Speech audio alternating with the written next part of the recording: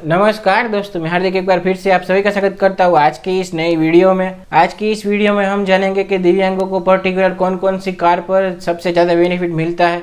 मतलब देखिए, आरटीओ का भी रूल्स थोड़ा बहुत अलग होता है हर स्टेट में। जीएसटी का रूल्स ऑल इंडिया एक ही है, फास्टैग का रूल्स भी ऑल इंडिया एक है, और इंश्योरेंस का रूल्स भी ऑल इंडिया एक है, और जो इंश्योरेंस का है वो भी ऑल इंडिया एक ही रूल्स है। लेकिन आरटीओ और उसमें थोड़ा बहुत डिफरेंस आ जाता है। और जीएसटी में भी रूल्स एक है, लेकिन उसमें थोड़ा बहुत कंडीशन अप्लाई होती है जीएसटी वगैरह में। तो मैंने काफ़ी कुछ रिसर्च की है और आपके लिए एक वीडियो पर्टिकुलर बना के दे रहा हूँ आपको कि आपको पर्टिकुलर किन किन चीज़ों का ध्यान रखना चाहिए कार लेने में, और आपको सबसे ज़्यादा आसानी कौन सी रहेगी कि कार क्या परचेस करनी है। और आपको ऐसी कार के बारे में भी बताऊंगा कि आपको हर तरह के बेनिफिट उस कार पर मिल जाए, वो आपको मिल जाए। और सबसे पहले हम स्टार्ट करते हैं कार के बारे में, पेट्रोल, डीजल या गैस लेनी चाहिए। सिर्फ ये पहला टॉपिक है। काफ़ी लोगों की ऐसे भी आती है रिक्वेस्ट कि भाई हमें कौन सी कार लेनी चाहिए। तो मैं तो देखिए इतना कुछ आपको नहीं बता सकता, लेकिन आपको इतना बता सकता हूँ कि आपको जो ये पेट्रोल, डीजल और गैस का जो भी मसला है, वो आपको अपने रूटीन लाइफ में कार किस तरह से आप यूज़ करते हैं उसके आधार पर लेना चाहिए।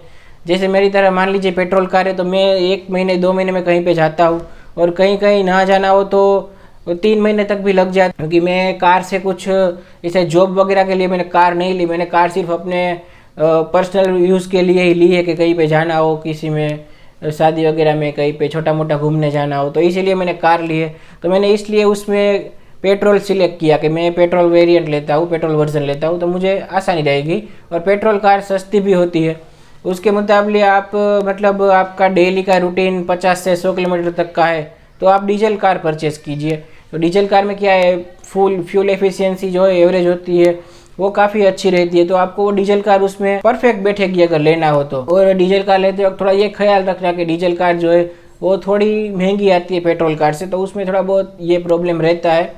और तीसरा ऑप्शन आता है सीएनजी या एलपीजी। तो देखिए, सबसे ज़्यादा जिनको कहीं पे आना जाना रहता है डेली रूटीन लाइफ में कार वगैरह से, और जॉब करते हैं, अपना थोड़ा छोटा मोटा बिजनेस है, जो बिजनेस के लिए वहाँ पर जाते हैं, मतलब अपना खुद का दुकान है, तो दुकान घर से थोड़ी दूर है 10-15 किलोमीटर, तो डेली का 30 किलोमीटर जितना हो जाता है या उससे ज़्यादा भी हो जाता है। अपने पर्सनल यूज़ के लिए जाते हैं, तो बड़ी सिटी में जो रहते हैं तो उनका घर यहाँ पे होता है, ऑफिस वहाँ पे होता है, तो उनके लिए एलपीजी बेस्ट रहेगा। क्योंकि डेली का 100-200 किलोमीटर जितना चलना होता है। और ऐसे भी काफ़ी लोग हैं जो अपने गांव में रहते हैं और शहर में जॉब के लिए आते हैं, तो उनको ज़्यादा कुछ किलोमीटर ज़्यादा होते हैं डेली रूटीन लाइफ में, तो वो एलपीजी के साथ, सीएनजी और एलपीजी के साथ जा सकते हैं। तो इसमें इस तरह से आपको देखना चाहिए कि आपका डेली लाइफ का रूटीन क्या है, उसके आधार पर कार लेनी चाहिए। जिनको गियर बदलने की झिकझिक होती है और उनको झंझट होती है और वो भूल जाते हैं गियर बदलना ट्रैफिक वगैरह में, उनके लिए ये ऑटोमेटिक कार अच्छी है। बाकी मैं तो यही कहूँगा कि आप मैन्युअली ट्राई करना, क्योंकि मैन्युअल हर तरह से अच्छी रहती है। और आपको अगर कोई प्रॉब्लम आती है गियर बदलने में तो आप ऑटोमेटिक के साथ जाइए, कोई दिक्कत नहीं है। परफॉर्मेंस वाइज कोई भी प्रॉब्लम नहीं होगा, लेकिन सिर्फ आपको गियर का प्रॉब्लम आता हो तो आप ये ट्राई कर सकते हैं। ये भी अच्छी है और वो भी अच्छी है। और आप जो कार लेते हो तो आप वो ऐसा समझ के चलना कि ये कार मैं 10 साल या 15 साल तक चलाऊँगा, इस तरह से आप डिसाइड करना। और मैं जो कहता हूँ वो आप ध्यान में रखना पॉइंट, बाकी डिसाइड मत करना कुछ भी, क्योंकि सभी की अपनी अपनी अलग अलग ज़रूरतें होती है कि किसको किस तरह से क्या करना है। उसके लिए वो अपने तरीके से सोचे समझे और फिर कार ले। मैं तो सिर्फ आपको सजेशन दे रहा हूँ। और पेट्रोल डीजल कार वगैरह में तो क्या, सर्विसिंग कॉस्ट का भी देख लेना। और जो एलपीजी और सीएनजी है उसमें थोड़ा सर्विसिंग का थोड़ा आपको ज़्यादा ध्यान देना पड़ेगा, क्योंकि वो इंजन पर थोड़ा बहुत ऐसा बोलते हैं लोग के लोड रहता है। मतलब 10,000 किलोमीटर पे आपकी ऑयल बदल वगैरह चेंज होता है, तो वो थोड़ा पहले करवा लेना 8,000 किलोमीटर पे।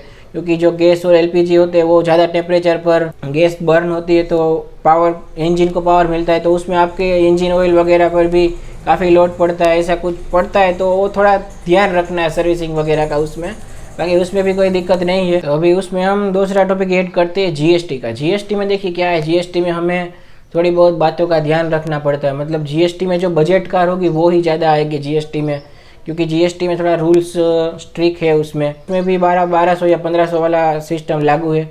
और उसमें भी एक और है कि आपकी कार की जो लंबाई है वो 4000 मिलीमीटर 4000 mm से ज़्यादा नहीं होनी चाहिए। मतलब 4000 mm हो, या मतलब जो कॉम्पैक्ट कार होती है, छोटी कार, उसका ही आपको उसमें बेनिफिट मिलेगा। बड़ी बड़ी कार है, मतलब स्कॉर्पियो वगैरह हो गई, फॉर्च्यूनर हो गई, फिर टाटा सफारी हो गई, फिर फोर्ड की एंडेवर हो गई, फिर BMW की लंबी लंबी गाड़ियाँ आती है वो हो गई, तो उस पर आपको इतना बेनिफिट नहीं मिलता है और उसमें थोड़ा बहुत आपको इस तरह से प्रॉब्लम आ सकती है। तो मैंने आपकी ये जो प्रॉब्लम है वो सॉल्व करने के लिए मैंने पर्टिकुलर सभी कार का देखा है कि किन किन कारों पर आपको GST मिलता है, इसलिए आपको इस वीडियो के माध्यम से पता चल सके कि मैं अगर किया की कार ले रहा हूँ तो किया में कौन सी ऐसी कार है जो इस दायरे में आती है 1500, 1200 और 4000 mm के लेंथ में। तो मैं आपको ये सभी तरह से इन्फॉर्मेशन दूंगा इस वीडियो में। तो GST में हम अगर बात करें फिएट कंपनी की, तो फिएट कंपनी के 2 मॉडल है। फिएट इंडिया ऑटोमोबाइल का है, उसमें एविएंटर डीजल आती है और डीजल में भी काफ़ी और वेरिएंट आते हैं। तो जब आप कार सिलेक्ट करो तब अपना पर्टिकुलर वेरिएंट वहाँ पर देख कर ही सिलेक्ट करना। फिर ये ग्रैंड पुंटो डीजल आती है। फिर दूसरी कंपनी है Ford private India private limited, उसमें फिगो एक्सपायर आती है, पेट्रोल डीजल CNG सभी प्रकार की कारें उसमें ऐड हो जाती है। जब आप कार सिलेक्ट करो तब एक बार देख लेना फोर्ड एस्पायर पेट्रोल वेरिएंट कौन सा है और आपको कौन सा वाला लेना है। फिर है Ford Figo diesel petrol CNG, फिर फोर्ड इकोस्पोर्ट आती है, और फ्री स्टाइल भी एक है वो भी आ जाती है, उसमें भी चारों वेरिएंट आ जाते हैं। आप जब सिलेक्ट करो तब ध्यान रखना, मैंने तो बस ऐसे ही लिख दिए तो ये बात का ध्यान रखना। फिर है होंडा कार इंडिया लिमिटेड, उसमें अमेज है जो आ जाती है, फिर है ब्रियो आ जाती है और जेज भी आती है और न्यू जेज भी आती है। फिर आती है हुंडई मोटर इंडिया लिमिटेड, उसमें आप देख लेना न्यू कापा की i20 जैसा कुछ वेरिएंट है। फिर ये Aura smart and Aura S CNG, Aura SX manual, ये सारी कुछ कार आ जाती है। मतलब हुंडई की i10 और i20 की सारी कारें इसमें ऐड हो जाती है। फिर आती है एक और ईओन कार है, वो भी है पेट्रोल और CNG आ जाती है। फिर है सेंट्रो के भी सभी कारें इसमें ऐड हो जाती है। फिर आती है वेन्यू भी अच्छी कार है और वेन्यू कार मुझे पसंद है, तो वेन्यू की भी सभी कार इसमें ऐड हो जाती है, पेट्रोल डीजल सभी प्रकार की कार वेन्यू मिल जाएगी आपको।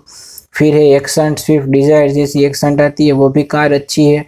फिर किया मोटर्स इंडिया लिमिटेड है, उसमें सिर्फ 2 ही वेरिएंट है, GTX कार और किया सोनेट। और किया सोनेट जो कार है वो भी अच्छी आती है वेन्यू की तरह, और मुझे किया सोनेट भी कार अच्छी लगती है।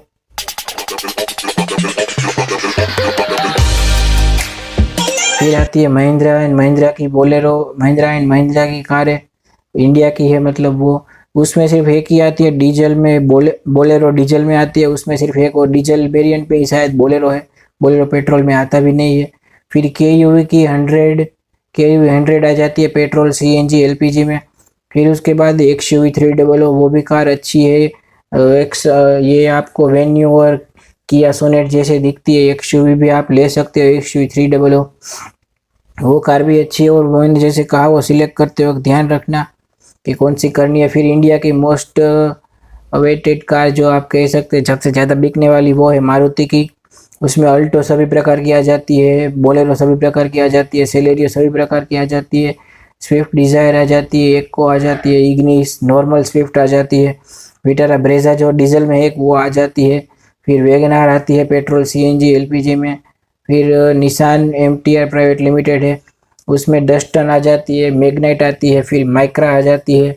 उसके बाद है रेनॉल्ट की कीगर, क्विड और ट्रिबर आ जाती है इसमें।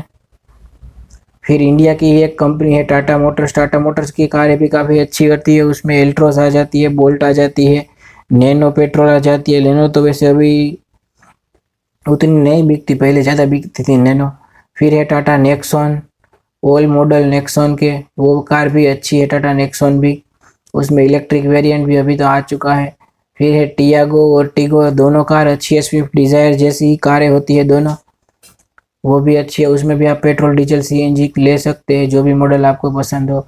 फिर है जेस्ट, उसके बाद है टोयोटा मोटर प्राइवेट लिमिटेड, उसमें ग्लांजा और लोवा दो ही कार आती है। और फिर होती है वोक्सवैगन में एमियो और पोलो 2 ही मॉडल है वो आ जाते हैं इस दायरे में। तो आपको जो भी कार इसमें से परचेस करनी हो वो कर लेना, और जब आप GST का फॉर्म भरो तब एक बार ध्यान से शांति से फॉर्म में अप्लाई कर देना, कि फॉर्म अप्लाई करते वक्त हमारी मॉडल कार का मॉडल पर्टिकुलर कौन सा है। इसमें अगर आप जाएंगे, स्विफ्ट डिज़ायर मेरे पास है, तो स्विफ्ट डिज़ायर के आप नहीं माने तो कम से कम 5 से 6 वेरिएंट है। Swift Dzire LXi, VXi, ZXi इसी कुछ उसमें आता है। तो जब भी आप वो फील करो तब आप अपनी मतलब मान लीजिए VXi है मेरे पास, तो मुझे GST का फॉर्म भरते वक्त स्विफ्ट डिज़ायर VXi लिखना है। अगर VXi ऑटोमेटिक है तो उसमें ऑप्शन आएगा ऑटोमेटिक का, वो भी लिखना है आपको साथ में। तो ये सारी उस बातों का ध्यान रखना। और ये जो मैंने कार कही, आप इनमें से कोई भी कार ले सकते हो जिस पर आपको GST का फ़ायदा मिल सकता है। अगर हम बात करें Hyundai की, Hyundai में देखिए क्रेटा भी आती है, क्रेटा भी काफ़ी अच्छी कार है, लेकिन वो GST के दायरे में नहीं आती है। फिर होंडा की होंडा सिटी भी एक अच्छी कार है, फिर लेकिन वो उसके दायरे में नहीं आती है। फिर एक आती है मारुति सियाज की, वो इसमें GST के दायरे में नहीं है। तो ये थोड़ी बहुत जो लंबी कारें होती है वो इसमें नहीं है, और जो भी लग्जूरियस कार होती है वो इसमें नहीं है, क्योंकि उसके सीसी जो होते हैं वो ज़्यादा होते हैं, 1200 सीसी और 1500 सीसी से बढ़ जाते हैं, तो उस पर GST कंसेशन नहीं मिलता है। तो ऐसी कुछ जो बजट कार है वो इसमें शामिल है। तो ऐसी कुछ कार जो मैंने आपको समझाई वो कार GST के अंडर आती है। तो आपके काफ़ी ऐसे भी क्वेश्चन होंगे कि क्या GST पर हमें कंसेशन नहीं मिलता है, तो हमें RTO और इंश्योरेंस में कंसेशन मिलेगा कि नहीं मिलेगा। तो ऐसा आप बिल्कुल मत समझना कि हमें GST पर कंसेशन नहीं मिला है तो हमें RTO और इंश्योरेंस और फास्टैग में ये सब कुछ नहीं मिलेगा। ऐसा बिल्कुल ही नहीं है। मेरे काफ़ी ऐसे दोस्त हैं जिन्होंने अच्छी अच्छी कारें भी ली है और उनको RTO का लाभ मिला हुआ है। और RTO के लाभ में मैं क्या आपको समझा दूँ कि हर स्टेट का RTO का रूल्स अलग होता है। तो हमारे गुजरात में तो आपको सभी तरह की कार पर GST और RTO और इंश्योरेंस का सभी प्रकार का लाभ मिल जाता है, लेकिन दूसरे स्टेट में थोड़ा बहुत चेंजेस रहता है, तो उसमें थोड़ा बहुत RTO का चेंजेस रहता है। तो देखिए गुजरात में तो हमारे एक जेवी शाह सर है, उनसे मैंने बात की है, तो वो हमें RTO वगैरह का नेक्स्ट वीडियो में ज़्यादा समझाएंगे कि क्या रूल्स होता है RTO का। तो वो हम नेक्स्ट वीडियो में हम जानेंगे उससे ही, सर से ही, जी RTO वगैरह का। तो देखिए RTO हर स्टेट में अलग अलग रहता है। हमारे गुजरात में 6% जितना RTO है, 6% जितना RTO जो है वो लगता है हमारे गुजरात में। तो ये आपको पूरे का पूरा एग्जाम्शन मिल जाएगा। कोई भी कार हो आपकी GST के दायरे में आती हो, GST के दायरे में ना आती हो, और आपने बस वो शोरूम पर जाओ तब ये बता देना उनको। तो जब आप कार लेने जाओ शोरूम और डीलर से बात कर लेना कि मैं डिसेबल पर्सन हूँ और मुझे जो जो फ़ायदे मिलते हैं वो सब करवा देना। और हमारी कार का रजिस्ट्रेशन जो है वो एडेप्टेड व्हीकल में ही करना।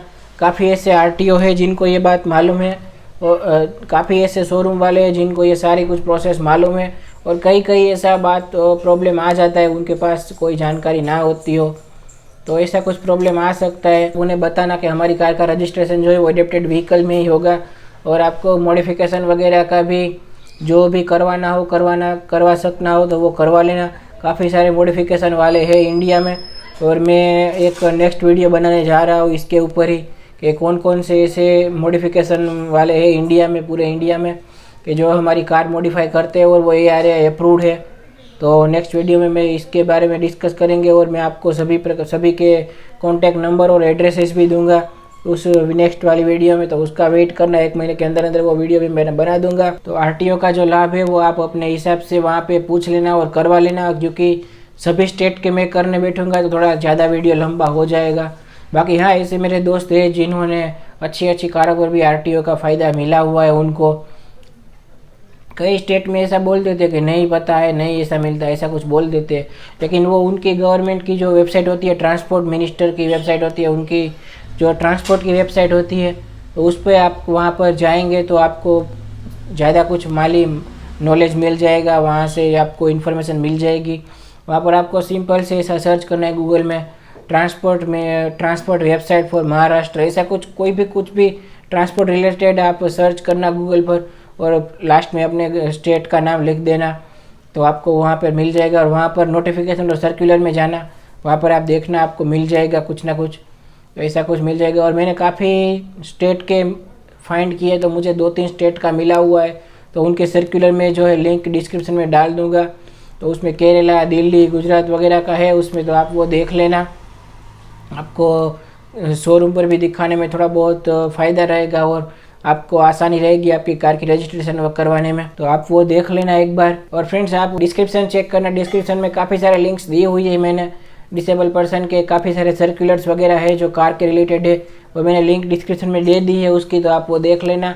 और आपको भी कहीं पर प्रॉब्लम आती है शोरूम पर आप वो दिखा सकते हैं और आरटीओ में भी वो आप दिखा सकते हैं। और आरटीओ के पास भी वो सारे सर्कुलर पड़े रहते हैं, तो आप आरटीओ ऑफिसर से भी कह सकते हैं कि सर आप अपनी तरीके से यहाँ पर एक बार सर्कुलर वगैरह देख के मेरे जो प्रॉब्लम आ रही है उसका सॉल्यूशन कर दीजिए। क्योंकि गवर्नमेंट जो है वो नॉर्थ इंडिया मेन है, वो सभी प्रकार के सर्कुलर जो जो डिपार्टमेंट होते हैं उनके ऑफिसर्स तक पहुंचाती है। तो आप उनसे रिक्वेस्ट करके भी बोल सकते हैं कि मुझे ये प्रॉब्लम आ रही है तो इसका सॉल्यूशन कर दीजिए। तो फ्रेंड्स आज की इस वीडियो में बस इतना ही। तो goodbye and take care.